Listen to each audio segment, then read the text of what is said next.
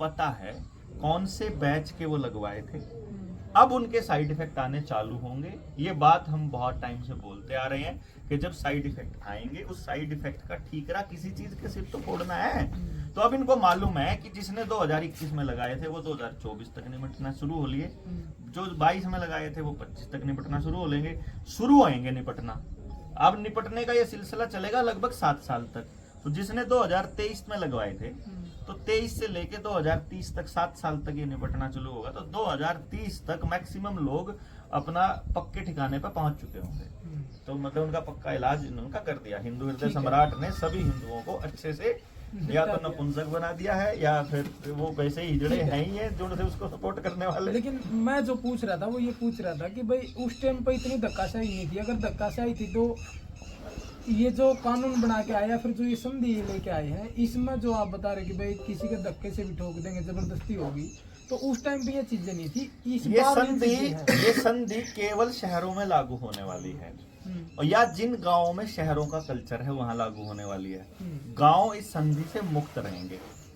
अब क्योंकि लोगों को मालूम नहीं है, इसीलिए गांव की कल्चर को दोबारा से डेवलप करने, भारत को भारतीयता के हिसाब से आगे लेकर जाने और इसी संधि के साइड इफेक्ट से बचाने के लिए हमने जनता सरकार मोर्चा ने गांव फफड़ाना से इस मुहिम की शुरुआत करी है कि गांव को जोड़ना चालू करें।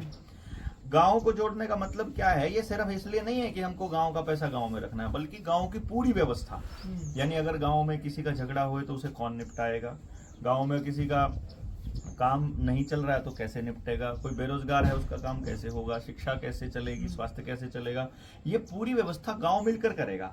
और उसके लिए नीडर इंडिया चैनल पे मैंने एक प्ले लिस्ट बनाई है जिसका नाम ही शिक्षा क्रांति नीडर JSM है, जिसपे आप जाकर देख सकते हो कि आपको भी अपने गाँव पर अगर काम करना है। क्योंकि मैं आपको बताऊं, शहरों में बसा हुआ ज्यादातर जो परिवार है वो सारे गांव से गए हुए लोग हैं, और उनको पता है कि वो गंदगी में रह रहे हैं, उनको पता है कि वो कुछ नहीं कर रहे हैं। गांव जैसे ही उनको ऑफर करेगा कि मेरे गांव में तुमसे ज्यादा सुविधा है, अगर मान लो गांव फफड़ाना ये बता दे कि असंध से अच्छी एजुकेशन है, असंध से बेटर रोजगार के साधन है, असंध से शुद्ध हवा है, असंध से ज्यादा ऑप्शन है मेरे पास अवेलेबल, तो गांव में जाकर असंध कौन रहेगा फिर, करनाल कौन जाएगा फिर? तो गांव में मतलब ही नहीं है। तो जब गांव ऑफर करेगा उनको वो सारे चीजें, तो गांव मजबूत होना शुरू होगा, तो शहर का आदमी वापस आएगा। शहर का आदमी आज भी उसके अंदर गांव बसता है, कभी भी देख लेना।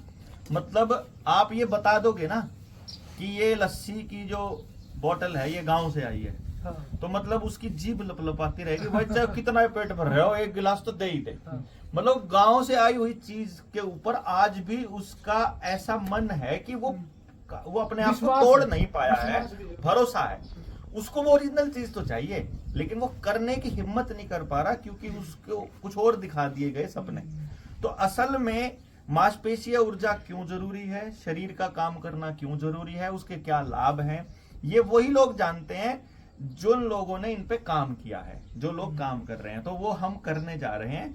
और अभी आपको मैं ये अपने गांव में बैठने के पीछे पर्पस यही था कि अगर हम शुरू में करते तो हमारी बात पर लोग यकीन नहीं करते, पर हमने पहले लोगों को ये बताया कि हमें ये काम करने हैं, 3 साल तक लगे रहे, अब प्रैक्टिकल ग्राउंड पे आ गए। तो जो पूरे देश में जनता सरकार मोर्चा या हमारी बातों से सहमत हैं और उनको अपने गांव में वो काम करना है, तो उनके लिए हमने ये मुहिम शुरू करी है कि भाई एक काम करो, जो व्यक्ति अपने गांव पर काम करना चाहता है वो आकर के मेरे गांव में प्रैक्टिकल करने के लिए आ जाओ, आसपास के गांव में जाके हम उसका प्रैक्टिकल कर लेंगे, वो प्रैक्टिकल को अपने गांव में इंप्लीमेंट कर लो, वहां आपको मदद करने के लिए फिर हमारे साथी दूसरे साथी बुला लेंगे। और इस तरह से हम एक वो जो गांव दर गांव जो एक दूसरे को सपोर्ट करने का जो सिलसिला था वो चेन चल पड़ेगी, तो उसके बाद भारत वापस जुड़ना शुरू होगा।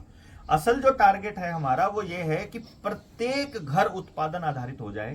मान लो हर घर में उत्पादन होता हो, गांव का पैसा बाहर ना जाता हो, किसी को सरकार से पेंशन ना लेनी हो और किसी अधिकारी के ऊपर हम किसी चीज के लिए निर्भर ना हो। उसके बाद गांव में कौन पुलिस वाला घुस जाएगा भाई, कौन सरकारी डॉक्टर घुस जाएगा, कौन लगाने वाला घुस जाएगा, कौन संधि घुस जाएगी। और उसके बाद गांव बैठ करके पूछेगा, प्राइम मिनिस्टर से भी पूछेगा, राज्यपाल से भी पूछेगा, तहसीलदार से भी पूछेगा, SDO से भी पूछेगा, SHO से भी पूछेगा कि तुम इस भारत के हो कि इंग्लैंड की राज के अधीन हो।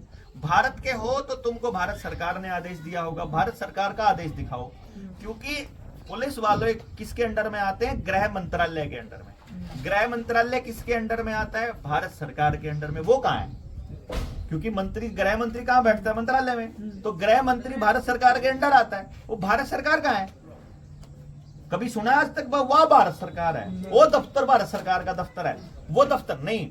आपको राज्यसभा सुनी आपने, लोकसभा सुनी आपने, प्रधानमंत्री कार्यालय सुना, राष्ट्रपति कार्यालय सुना, गृह मंत्रालय सुना, दूसरे मंत्रालय सुने, सारे दफ्तर सुने। भारत सरकार का दफ्तर बताओ क्या है?